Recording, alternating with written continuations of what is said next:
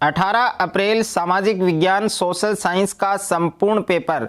Finally बच्चों, जिस video का आपको इंतजार था वो वीडियो आपके लिए आ चुका है। नमस्कार बच्चों, स्वागत आप सभी का आपके अपने YouTube चैनल में। अगर आप राजस्थान बोर्ड कक्षा 10 के विद्यार्थी हैं तो इस वीडियो को आपको कंप्लीट देखना है। और आज के इस वीडियो में मैं आपको कक्षा 10 सामाजिक विज्ञान राजस्थान बोर्ड जो आपके 18 अप्रैल यानी कल आपका जो सामाजिक विज्ञान का पेपर होने वाला है तो वो पेपर आप देख सकते हैं। और इस पेपर है तो वीडियो को आपको कंप्लीट देखना है और इस पेपर को एग्जाम से पहले अच्छे से तैयार करना है। जिन विद्यार्थियों को सामाजिक विज्ञान के पेपर में 18 अप्रैल को 80 में से 80 नंबर लाना है तो ये वीडियो आपको पूरा देखना है और इस पेपर को आपको एग्जाम से पहले अच्छे से आपको तैयार करना है। और इस वीडियो के अंदर मैं आपको ये पूरा पेपर हल सहित बताने वाला हूं, उत्तर सहित बताने वाला हूं, तो वीडियो को आपको पूरा देखना है। और वीडियो को शुरू करने से पहले आप सभी से मेरी एक रिक्वेस्ट है,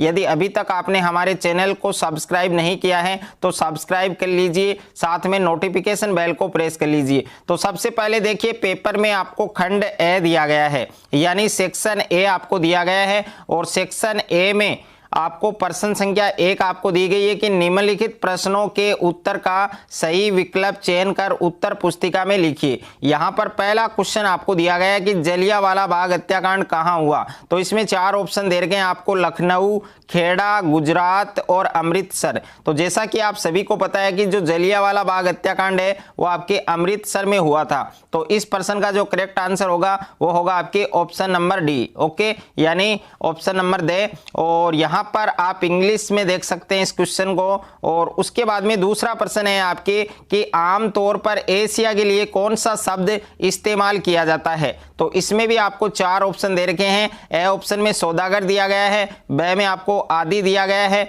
और स में आपको प्राच्य दिया गया है, और द में आपको जादुई चिराग दिया गया है। तो इस प्रश्न का जो करेक्ट आंसर है वो होगा आपके ऑप्शन नंबर बी। ओके, यानी ऑप्शन नंबर ब, यानी आमतौर पर एशिया के लिए कौन सा शब्द यूज किया जाता है, इस्तेमाल किया जाता है, आदि शब्द। और उसके बाद में तीसरा प्रश्न है आपके कि भारतीय उपमहाद्वीप का सबसे महत्वपूर्ण आधुनिक शहर कौन सा है। तो इसमें भी 4 ऑप्शन है। ऑप्शन नंबर ए में महाराष्ट्र, ब में आपके गुजरात, स में आपके बंबई और द में आपके दिल्ली। तो इस प्रश्न का जो करेक्ट आंसर है, करेक्ट उत्तर है वो होगा आपके ऑप्शन नंबर से, यानी भारतीय उपमहाद्वीप का सबसे महत्वपूर्ण आधुनिक शहर कौन सा है, बंबई। उसके बाद में नेक्स्ट है आपके प्रश्न संख्या 4 है कि कादंबरी के रचनाकार कौन थे।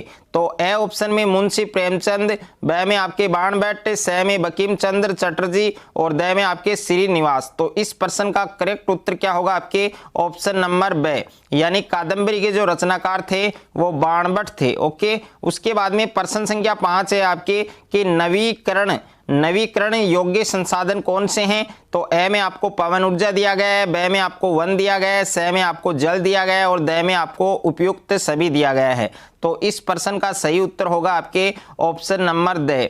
और उसके बाद में नेक्स्ट है आपके प्रश्न संख्या 6 है आपके कि निम्न में से कौन सी फलीदार फसल है। तो यहाँ पर प्रश्न संख्या 6 में आपको बताना है कि इनमें से कौन सी एक फलीदार फसल है। तो ए में आपके दाल, ब में मोटे अनाज, स में ज्वार और द में आपके तिल। तो इस प्रश्न का सही उत्तर क्या होगा आपके ऑप्शन नंबर ए, यानी जो फलीदार फसल है वो इनमें से दाल है। ओके, उसके बाद में नेक्स्ट है आपके प्रश्न संख्या 7 है कि भारत का सबसे पुराना तेल उत्पादक राज्य है।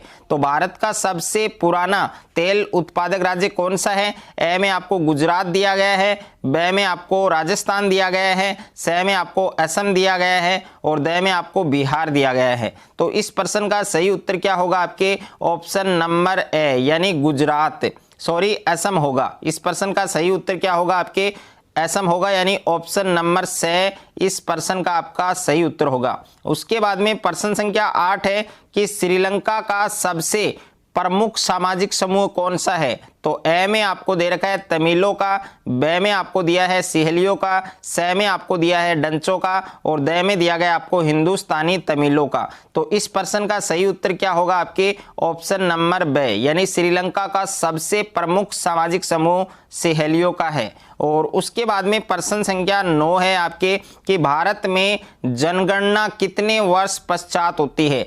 तो ऑप्शन नंबर ए में आपको 5 वर्ष दिया गया है, ब में 10 वर्ष, स में 11 वर्ष और द में आपके 20 वर्ष। तो इस प्रश्न का सही उत्तर क्या होगा आपके ऑप्शन नंबर ब, यानी भारत में जो जनगणना है वो आपके 10 वर्ष बाद होती है।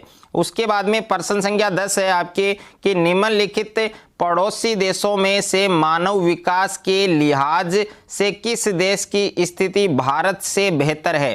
तो ए ऑप्शन में बांग्लादेश, ब में श्रीलंका, स में नेपाल और द में पाकिस्तान। तो इस प्रश्न का करेक्ट उत्तर क्या होगा आपके ऑप्शन नंबर ब, यानी श्रीलंका। उसके बाद प्रश्न संख्या 11 है आपके कि विभिन्न देशों के मध्य परस्पर संबंध है वो कहलाता है, क्या कहलाता है। ए में आपके उदारीकरण, ब में आपके वैश्वीकरण, स में आपके शहरीकरण और द में आपके उपयुक्त सभी। तो इस प्रश्न का करेक्ट उत्तर क्या होगा आपके वैश्वीकरण होगा, यानी ऑप्शन नंबर ब आपका सही है। और उसके बाद में प्रश्न संख्या 12 है आपके कि कौन सा देश सस्ता विनिर्माण केंद्र होने का लाभ प्रदान करता है।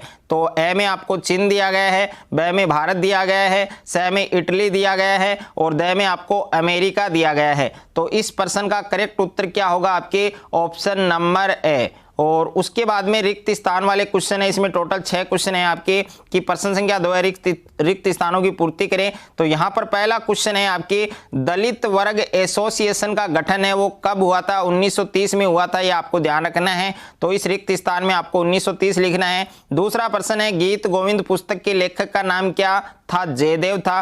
तो इस रिक्त स्थान में आपको जयदेव लिखना है। और उसके बाद में तीसरा प्रश्न है कि ऐसा संसाधन जिसको पुनः उपयोग में लाया जा सके उसे हम क्या कहते हैं, असमाप्य संसाधन या नवीकरणीय संसाधन। और प्रश्न संख्या 4 है कि राजस्थान के अर्ध शुष्क और शुष्क क्षेत्रों में प्रयोग की जाने वाली जो जल संग्रहण प्रणाली है उसको क्या कहते हैं, टांका कहते हैं। तो इसमें आपको टांका ध्यान रखना है। और उसके बाद में प्रश्न संख्या 5 है कि एल्यूमिनियम है वो कौन से ऐसक से प्राप्त किया जाता है, बॉक्साइट से। और प्रश्न संख्या 6 है कि जिनका प्रयोग पूंजी निर्माण में होता है उसे हम क्या कहते हैं, अंतिम वस्तुएं। तो इस रिक्त स्थान में आपको अंतिम वस्तुएं लिखना है।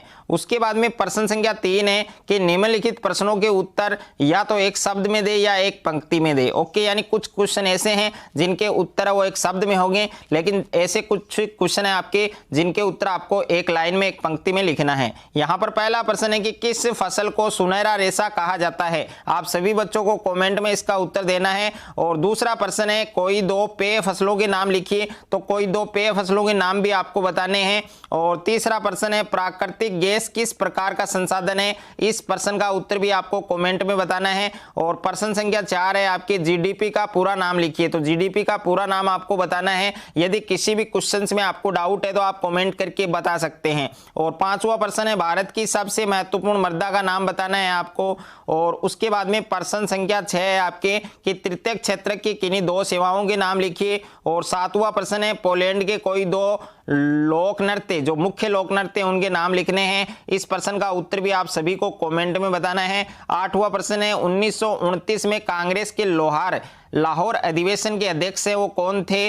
और उसके बाद में प्रश्न संख्या 9 है आपके रक्तहीन क्रांति किसके द्वारा संचालित की गई। और प्रश्न संख्या 10 है कि भारत की कोई 2 प्रमुख खाद्य फसलों के नाम लिखिए। और उसके बाद में प्रश्न संख्या 11 है आपके ऐसक किसे कहते हैं, यानी ऐसक को आपको परिभाषित करना है। प्रश्न संख्या 12 है बेल्जियम की राजधानी का नाम लिखिए। तो बेल्जियम की राजधानी का नाम क्या होता है आपके ब्रुसेल्स। ओके, और उसके बाद में खंड ब आपको दिया गया है। खंड ब में प्रश्न संख्या 4 है आपके भारतीय अर्थव्यवस्था पर असहयोग आंदोलन का क्या प्रभाव पड़ा, यह आपको लिखना है। और प्रश्न संख्या 5 है आपके गुमास्ता के कार्य लिखिए। और प्रश्न संख्या 6 है गार्डन सिटी की अवधारणा किसने प्रस्तुत की और इसके क्या उद्देश्य थे वो आपको बताना है। और प्रश्न संख्या 7 है आपके बंबई को रुपैले सपनों का शहर है वो क्यों कहा जाता है। 8वां प्रश्न है नवीकरणीय संसाधन और अनवीकरणीय संसाधन में 2 अंतर है, 2 अंतर है वो आपको बताने हैं। और प्रश्न संख्या 9 है आपके भारत में प्रोजेक्ट टाइगर को शुरू करने के उद्देश्य क्या थे वो उद्देश्य आपको बताना है। और प्रश्न संख्या 10 है बहुउद्देशीय परियोजना को स्पष्ट कीजिए। और उसके बाद में प्रश्न संख्या 11 है आपके कि गेहूं और चावल की खेती के लिए आवश्यक कोई एक भौगोलिक परिस्थितियां हैं वो आपको बतानी है। उसके बाद में प्रश्न संख्या 12 है आपके कि भारत में परमाणु ऊर्जा का उपयोग है वो किस लिए किया जाता है, और कोई दो परमाणु ऊर्जा संयंत्रों के नाम लिखिए। और प्रश्न संख्या 13 है श्रीलंका में हुए जातीय संघर्ष की विवेचना कीजिए। और प्रश्न संख्या 14 है कि भारत में संघवाद है उसका स्वरूप कैसा है, यह आपको बताना है। और उसके बाद में प्रश्न संख्या 15 है औसत आय क्या है, औसत आय या प्रति व्यक्ति आय क्या है, इसे सूत्र के रूप में आपको लिखना है। और प्रश्न संख्या 16 है कि असंगठित और संगठित जो क्षेत्रक हैं उनमें आपको अंतर स्पष्ट करना है। उसके बाद में खंड स दिया गया है, सेक्शन सी दिया गया है। और सेक्शन सी में प्रश्न संख्या 17 है कि औद्योगिकरण से आप क्या समझते हैं, इसका प्रारंभ इंग्लैंड से ही क्यों हुआ, इसका आपको रीजन बताना है।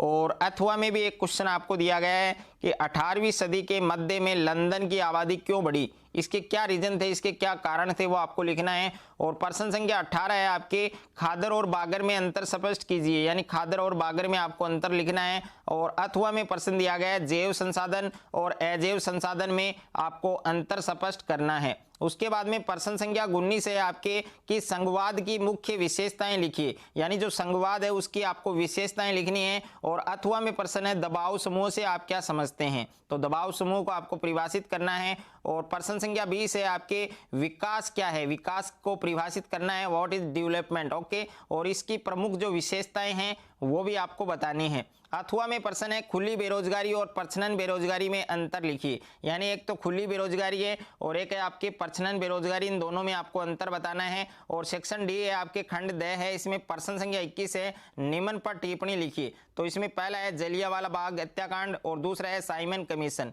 इन दोनों में आपको टिप्पणी लिखनी है। और अथवा में प्रश्न दिया गया है कि ग्रेट ब्रिटेन के आदर्श राष्ट्र राज्य बनने के कारण है वो स्पष्ट करने हैं।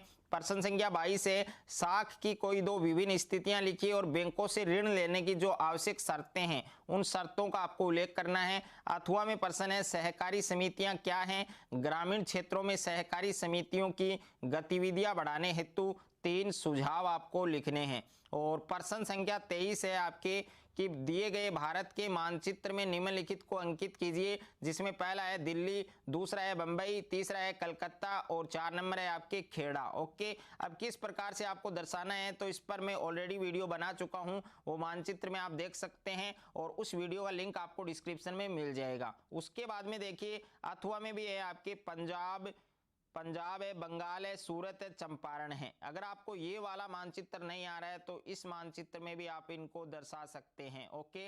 अगर मेरा ये वीडियो आपको अच्छा लगे तो वीडियो को ज़्यादा से ज़्यादा लाइक करें, दोस्तों के साथ शेयर करें और चैनल पर आप नए हैं तो चैनल को सब्सक्राइब कर लीजिए, साथ में नोटिफिकेशन